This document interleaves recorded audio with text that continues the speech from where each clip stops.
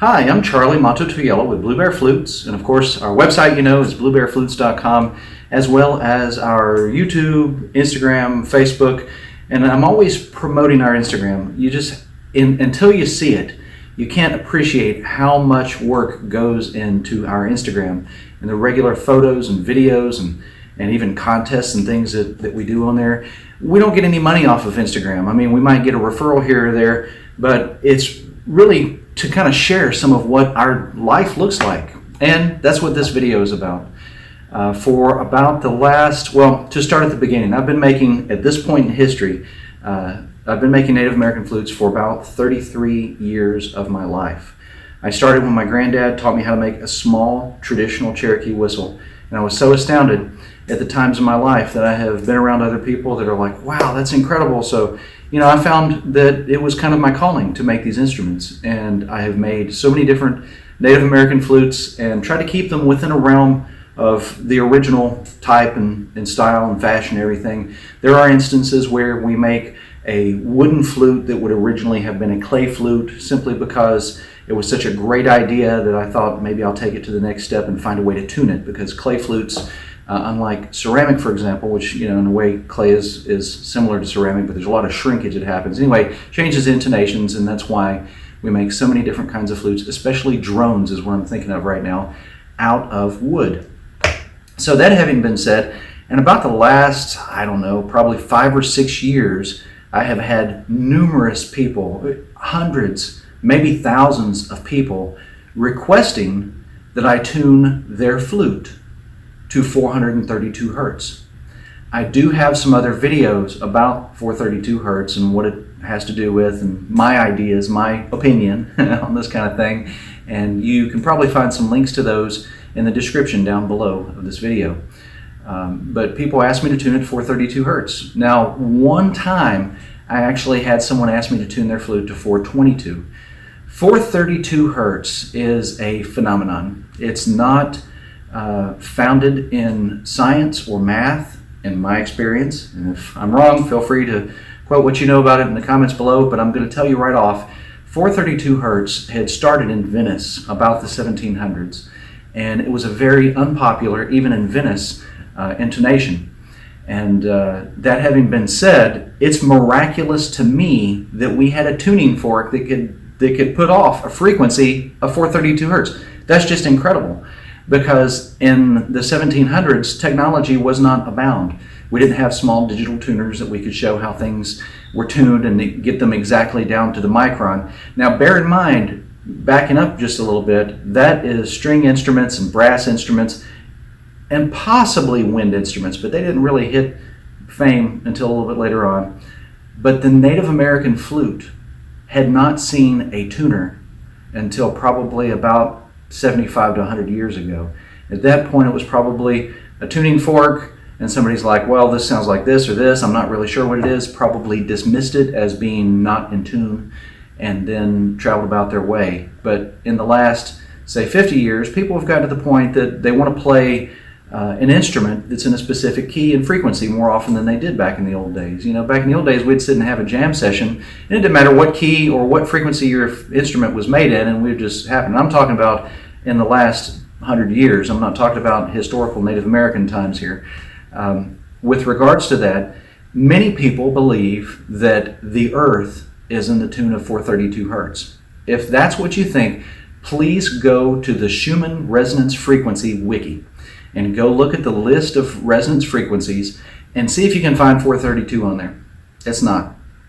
When you look a little further, you'll find some frequencies that are kind of, in a realm of something that could be divisible by. We're really pushing it here, because what most people want is something that is exactly in tune with the earth. And I'll tell you what is in just a moment, but the frequency of what the earth is innumerous. It's multitudes of frequencies. Everything from the carbon that makes up my hand to the gold in my ring, to the different type of carbons and calciums that are made up to make my fingernails, are all in different frequencies. You can check and see what the frequencies of these different things are. But this video is really more about explaining to you why I'm no longer offering flutes tuned to 432 hertz. I was a little put off by it at first, thinking that this is kind of a fad, maybe it's going to go away. And eventually I realized there's a lot of people that put a lot of faith and confidence in this. And I'm sorry if I offend any of you. I hope by all means that I don't, because I love all of you. I appreciate that you're trying to play the Native American flute in such a big way. The world needs more music, and that's it. If you're a beginner, chances are if you had a flute that was tuned to 432, you wouldn't be able to play it in 432, because most beginners either blow really hard, which makes the flute go sharp, or they blow really soft, which makes it go really flat.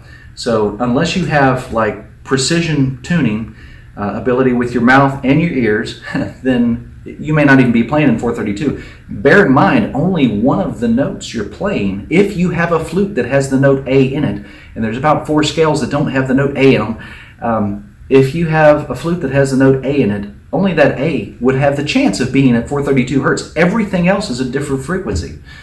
And with that in mind, I'd like to say that even though I may not be eligible to speak on her behalf, I feel like Mother Nature probably accepts all frequencies. And it sounds so silly for me to say this, but everything from my dogs to the house that I'm in, to the metal that's in the earth, the ores, the air, the particles that are in the air. You know, air is only like 15 or 20% oxygen at the most. And that doesn't mean that oxygen makes up most of the air that you breathe. So even if you played in tune with the oxygen's frequency, which I'm not sure what it is, I'd go look it up, but you're not playing in tune with all the other particles that are in there. A lot of carbon dioxide, lots of other chemicals. Don't go there. God, it's mind-deadening. But anyway, so this video is just to give you an idea of things that I've experienced, what I've gone through. It is made from comments from actual customers, prospective customers, and people that I have met. I've been on the powwow circuit in my youth. I've traveled to events teaching people about the Native American flute specifically, but also Native American culture. I am an enrolled Cherokee Indian. I have Cherokee heritage, and I'm proud of all of my Native ancestry, which is, there again, numerous. But I just wanted to share with you all why it is that I no longer tune flutes to 432 hertz. I'd love to sit here and explain it to you more in depth, but I think you'd be better off watching the next part of this video.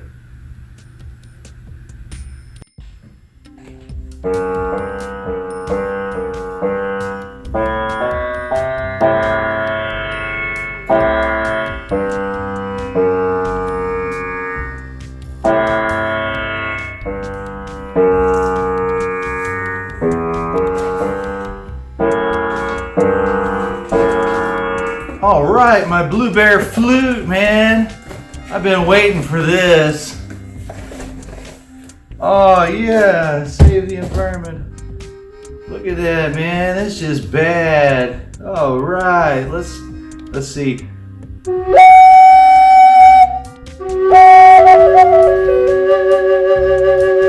Yeah, wow, that's great. Now I gotta make sure it's in tune. Let's see. Oh, wait a minute. Hold on, maybe that's too high. Yeah. That's not even clash. It's like, oh, that's not even bad. Robert's tone. Let's see. It's in F sharp, but I ordered a G 432. What?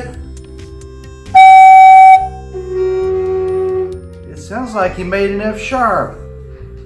It says G 432. Oh boy. I'm gonna have to make a complaint.